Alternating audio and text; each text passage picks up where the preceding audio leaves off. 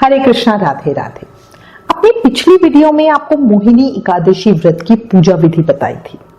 हमारे पास एक बहुत कॉमन प्रश्न आ रहा है कि मोहिनी एकादशी कब की है, 22 मई की या 23 मई की।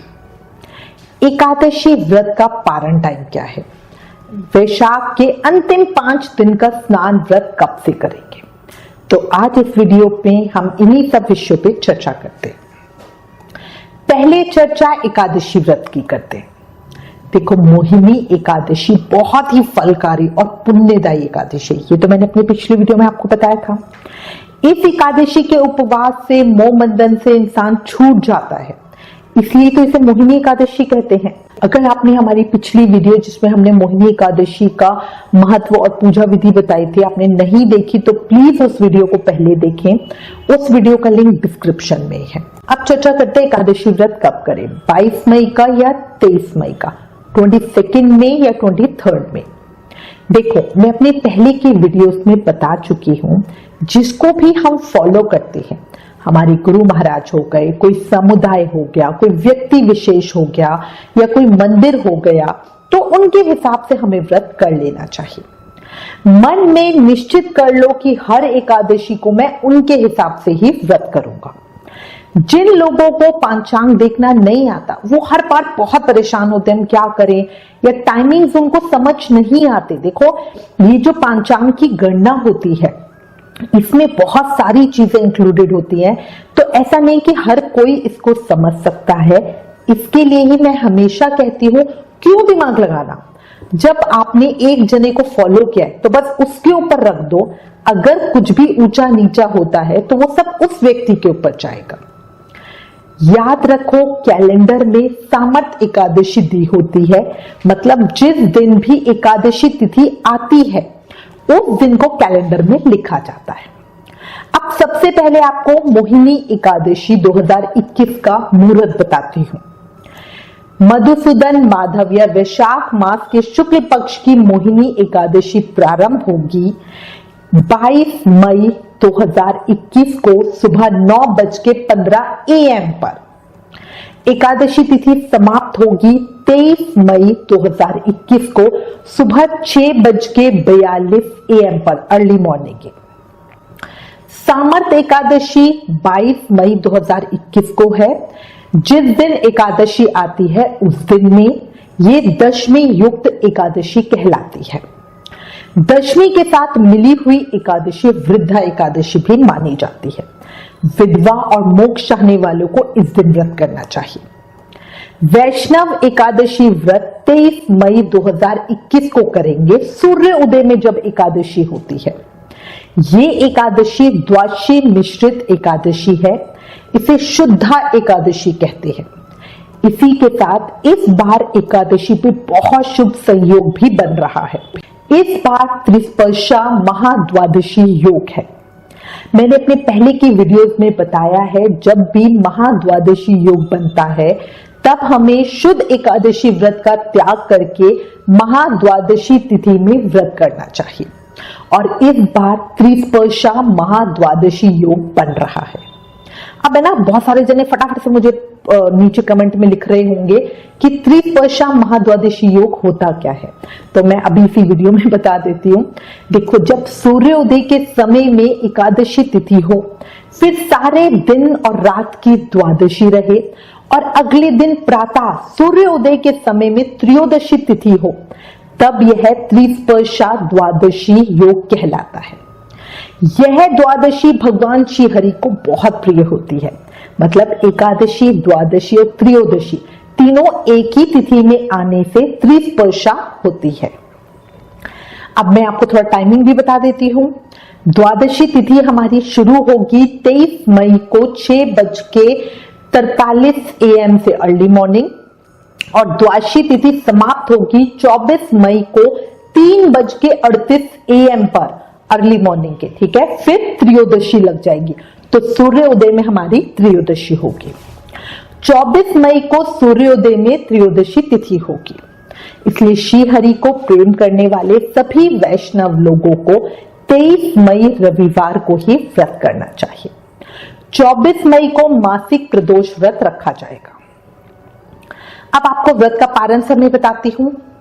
देखो, जो लोग सामर्थ एकादशी का व्रत करेंगे 22 मई शनिवार को करेंगे, वो अपने व्रत का पारण अगले दिन 23 मई को दिन में 1:40 PM से लेकर 4:25 PM के बीच में करेंगे। दोपहर के समय में अपने व्रत का पारण करेंगे।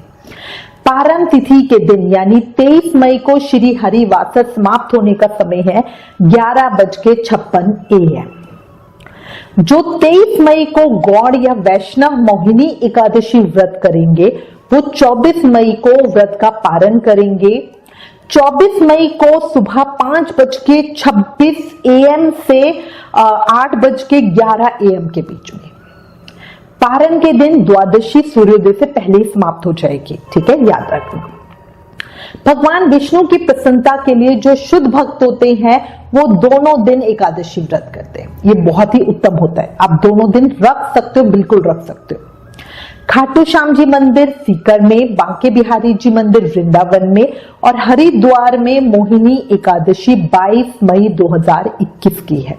राधा रमन जी वृंदावन में इस्कॉन टेम्पल में एकादशी 23 मई 2021 की है। हमारे घर में पर्सनली हम 23 मई 2021 को ही वैष्णव एकादशी व्रत का पालन करवाते हैं।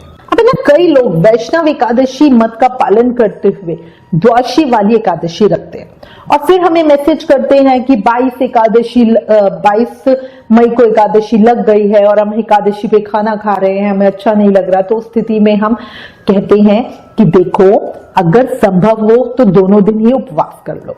अगर फलाहार खाकर, जो आप रेगुलर एकादशी पे फलाहार खा के उपवास करते हो, तो दोनों दिन मतलब 22 को भी और 23 को दोनों दिन फलाहार खाओ और अन्न का त्याग कर दो। अगर निर्जल व्रत करते हो, कई लोग निर्जल व्रत करते हैं, तो वो 22 को फलाहार ले ले और 23 को शुद्ध एकादशी का पालन करते हुए निर्जल व्रत करो और 24 को व्रत का पारण कर लो। दोनों दिन निर्जल व्रत करना बहुत मुश्किल होता है। जो एक ही दिन का व्रत रख सकते हैं और कहते हैं कि नहीं भाई हमसे तो दोनों दिन का व्रत नहीं होगा, वो भी 22 को एक समय भोजन करें, क्योंकि उसको हम दशमी की तरह मानेंगे। 22 को भी चावल नहीं खाएंगे, ठीक है, और सूर्यास्त के बाद हम खाना नहीं खाएंगे। ठीक है, तो ये सारी हो गई हमारी एकादशी की चर्चा। ठीक है, अब हम चर्चा करते हैं वैशाख मास के अंतिम 5 दिनों के स्नान व्रत के। देखो, वैशाख मास भगवान विष्णु का प्रिय मास, जिसे भगवान ने स्वयं अपना नाम दिया है, इसलिए वैशाख मास को माधव मास या मधुसूदन मास भी कहते हैं। ये कार्तिक और माघ से भी ज्यादा पवित्र और फलदायी मास माना गया है। इस मास में भक्त स्नान, दान और व्रत नियम लेते हैं। वैशाख स्नान व्रत का समापन वैशाख पूर्णिमा को किया जाता है, पर कई लोग हैं जिन्होंने पूरे व्रत का ज्ञान ना होने की वजह से या जैसे कोरोना महामारी चल रही है इसकी वजह से पूरे महीने का नियम नहीं लिया है, तो वो भी अभी भी उनके पास समय है। वो अंतिम 5 दिन वैशाख एकादशी से लेकर वैशाख पूर्णिमा तक स्नान नियम ले सकते हैं और ये सबको ही लेना चाहिए। वैशाख के शुक्ल पक्ष त्रयोदशी से लेकर पूर्णिमा तक की जो तिथियां होती हैं, इसको पुष्करणी कहा गया है। इसमें स्नान, दान, पुण्य करने से पूरे महास्नान का फल मिल जाता है। हमें ऐसा वृतांत मिलता है कि पूर्व काल में वैशाख मास की एकादशी तिथि को अमृत प्रकट हुआ, द्वादशी को भगवान विष्णु ने उसकी रक्षा की, त्रयोदशी को श्री हरि ने देवताओं को सुधापान कराया तथा चतुर्दशी को जो देव विरोधी थे, दैत्य थे, उनका संहार किया और वैशाख की पूर्णिमा के दिन समस्त देवताओं को उनका साम्राज्य वापस प्राप्त हो गया। अतः देवताओं ने प्रसन्न होकर इन 3 तिथियों को वर दिया। वैशाख मास की ये 3 शुभ तिथियां मनुष्य के समस्त पापों का नाश करने वाली और सब प्रकार से सुख प्रदान करने वाली है। ठीक है, तो लास्ट 3 दिनों का आपको महत्व पता चल गया। एकादशी का महत्व आपको हमेशा ही पता है, वो तो सबसे ज्यादा फलकारी है ही है। वैशाख शुक्ल द्वादशी भी बहुत फलकारी और चमत्कारी मानी गई है। सिर्फ एक वैशाख शुक्ल द्वादशी का पुण्य मिलने से एक महापापी कुतिया अपने सभी पापों से मुक्त हो गई और एक सुंदर अप्सरा उर्वशी बन गई। आप इसका ना ये वाली कथा आप वैशाख महत्तम के अंदर सुनोगे, ठीक है। तो इसीलिए हम कहते हैं कि साधक को अंतिम 5 दिन का स्नान व्रत नियम लेना चाहिए। अगर वो अंतिम 5 दिन नहीं ले सकता तो फिर 3 दिन, जो लास्ट के 3 दिन होंगे, त्रयोदशी, चौदश और पूर्णिमासी का जो दिन होगा, वो 3 दिन उसे नदी स्नान का नियम लेना होगा।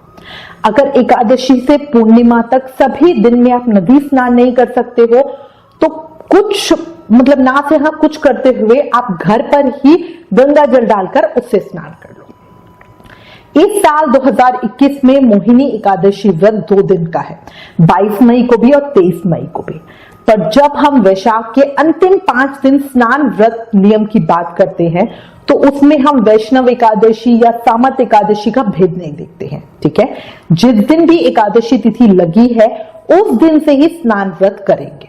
अब कई लोग कहते हैं ना कि पहले उन्होंने पहली वीडियो देखी कि भाई कब किस दिन की एकादशी करनी है, तो उन्होंने कहा चलो हम वैष्णव एकादशी करेंगे और 23 तारीख की एकादशी करेंगे। तो अब वो सोचोगे 23 से ही हमें एक ये स्नान नियम लेना है, बट नहीं, वो 22 से ही स्नान नियम लेंगे और पूर्णिमा पर, वैशाख पूर्णिमा जब आएगी तब उद्यापन करेंगे। अच्छा, इससे कितना फायदा होगा? देखो, इससे दोनों दिन का एकादशी व्रत हो जाएगा, द्वादशी का व्रत हो जाएगा जो महाफलकारी है, और अंतिम 3 दिनों का तो हो ही जाएगा, ठीक है। इसलिए बार बार बता रही हूं, इस साल 2021 में अंतिम 5 दिन स्नान नियम हम 22 मई शनिवार से शुरू करेंगे और बुधवार 26 मई को उद्यापन करेंगे। जिन लोगों ने वैशाख माह के पूरे महीने का स्नान व्रत नियम नहीं लिया वो इन 5 दिनों में जरूर इसका फायदा उठाएं, स्नान व्रत दान नियम ले। इन अंतिम 5 दिनों में भागवत महापुराण पढ़ने या सुनने का विशेष महत्व है। साथ ही विष्णु सहस्त्र नाम पाठ करना भी बहुत फलकारी होता है। बाकी वैशाख स्नान के नियम जो मैंने अपनी पहले की वीडियो में बताए थे वो वैसे के वैसे ही रहेंगे। अगर आपने अभी तक वो वीडियो नहीं देखी है तो प्लीज एक बार उसको देख लेना, उस वीडियो का लिंक डिस्क्रिप्शन में है। आप किसी विशेष कामना पूर्ति के लिए 5 दिन की अखंड ज्योत भी जगा सकते हो। इस कोरोना काल में देखो, हमने अपने ना बहुत प्रिय लोगों को खोया है। अगर आप चाहो तो इन 5 दिन वैशाख स्नान व्रत का नियम लो, फिर उसका पुण्य उद्यापन के समय जाने वाले के निमित्त दान कर दो ताकि उन्हें शांति और मोक्ष मिले।